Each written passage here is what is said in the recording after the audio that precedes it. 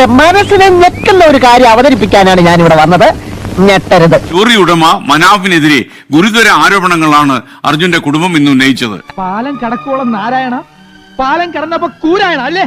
അതേടാ, കൂരായണ തന്നെ. അതങ്ങനെ അല്പന ഐശ്വര്യം കിട്ടി അർദ്ധരാത്രിക്ക് കൊട പിടിക്കും ഇതുപോലെ. പക്ഷെ അർജുന്റെയും ഞങ്ങളുടെ കുടുംബത്തിന്റെയും വൈകാരികത ചൂഷണം ചെയ്ത് മുന്നോട്ട് പോകരുത് എന്നാണ് വിനീതമായിട്ട് അഭ്യർത്ഥിക്കാനുള്ളത്. എന്ത് ഭ്രാന്താണ് ഇയാള്?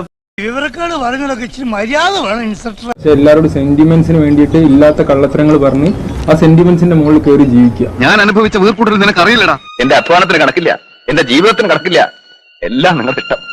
പക്ഷേ എന്റെ മക്കളെ ഞാൻ തന്ന സ്നേഹത്തിന് കണക്കുണ്ട്. എന്റെ അല്ല, ഈശ്വരന്റെ കയ്യില്. ആ കണക്കറിയാൻ നിങ്ങളുടെ പഠിപ്പ് പോരാ. അത്ര മനുഷ്യത്വം ഇല്ലാണ്ട് എങ്ങനെ പെരുമാറാൻ കഴിയണു? എനിക്ക് സഹതാപമുണ്ട്. ആക്ച്വലി മാൽപ്പയുടെ ആവശ്യമില്ല. അവിടെ ഔദ്യോഗികമായിട്ട് ആരും വിളിച്ചിട്ടല്ല മാൽപ്പ വന്നത്. ഏതായാലും ഇതൊരു നല്ല അനുഭവമല്ലേ? നേര് പറയട്ടെ, എനിക്ക് നല്ല വൃത്തിയായ ഒരു തല്ല് കിട്ടേണ്ടത് അത്യാവശ്യമായിരുന്നു. എന്തിന്? നിന്നെ പോലുള്ള ആളുകളെ സഹായിക്കാൻ പറ്റില്ല എന്നുള്ളൊരു പണം പഠിച്ചില്ല. മാൽപ്പയെ കൊണ്ടുവന്നത് മനാഫ്കയാണ്. എനിക്കിത് കിട്ടണം. ആത്മാർത്ഥതയ്ക്ക് ഇപ്പൊ ഈ നാട്ടിൽ ഇതാണ് പ്രതിഫലം. ഈ മനാഫ്കയും മാൽപ്പയും പിന്നെ അവിടെ ബെർജറും വെച്ചിട്ടൊരു നാടക പരമ്പരയായിരുന്നു. അത് കറക്റ്റായിട്ട് നാട്ടിലെ മൃഗങ്ങളല്ല, നാട്ടിലെ മനുഷ്യരാണ് കൂടുതൽ അപകടകാരികളായ ശത്രു. അർജുൻ നഷ്ടപ്പെട്ടു, യാഥാർത്ഥ്യമാണ് എന്ന് കരുതി ഞങ്ങൾ ആരുടെയും മുന്നിൽ പോയിട്ട് പിച്ച തണ്ടേണ്ട ആവശ്യം നിലവിൽ ഞങ്ങൾക്കില്ല. അന്നൊന്നും ഞങ്ങൾക്ക് ഇത് പറഞ്ഞ് കൂടുതൽ വിവാദത്തിലേക്ക് കടക്കാൻ താല്പര്യമില്ലായിരുന്നു. പക്ഷെ ഇതെല്ലാം ഞങ്ങളെ കൊണ്ട് ഇപ്പൊ പറയിപ്പിച്ചതാണ്. ആദ്യം എന്നിട്ടുണ്ടാക്കുക നിലയും വിലയും.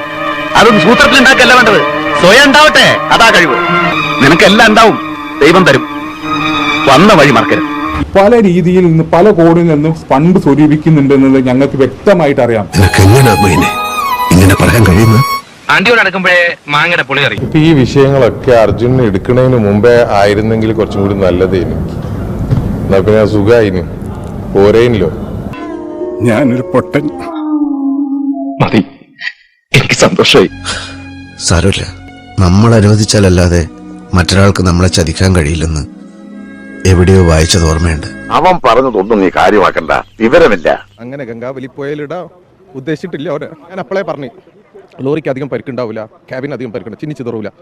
അതെ, അർജുന്റെ അമ്മയ്ക്ക് നൽകി ഉറപ്പ് പാലിച്ചു. ഒരു സാധാരണക്കാരനോട് എത്ര കഴിയും അതിന് പരമാവധി നമ്മൾ ചെയ്തു. തോൽക്കാനുള്ള മനസ്സില്ല എന്തായാലും. ഓനി കൊണ്ട് പോവുള്ളൂ. അത് ഞാൻ പറഞ്ഞതേനും ആ വാക്ക് അമ്മക്ക് പാലിച്ചു കൊടുത്തു. എന്നെങ്കിലും നീ ഇതെല്ലാം മനസ്സിലാക്കണമെന്ന് മാത്രമേ ഞാൻ വിചാരിച്ചുള്ളൂ.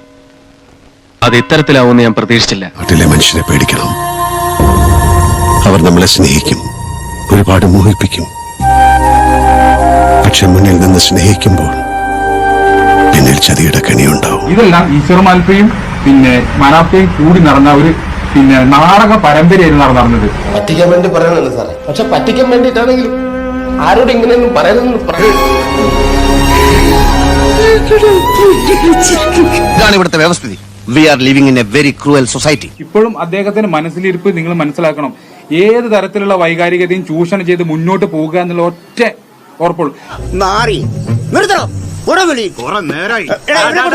മരണം ബാധിച്ചാലും അതിനൊരു സമയമുണ്ട്. സൂര്യൻ ആ കറുത്ത മറവിട്ട് പുറത്തു വരും.